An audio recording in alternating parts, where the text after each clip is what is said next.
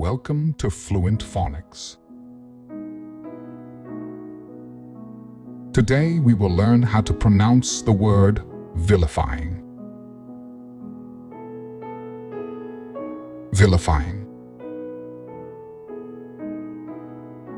Vilifying.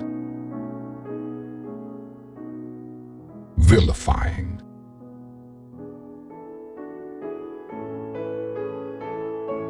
Here's an example of how one might use it in a sentence.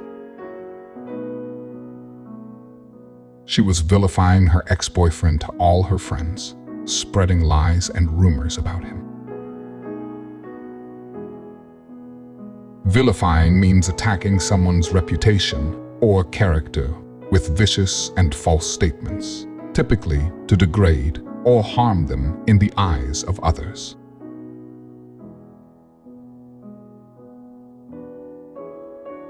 Thank you for your time. If you enjoyed this, please like and subscribe for further content.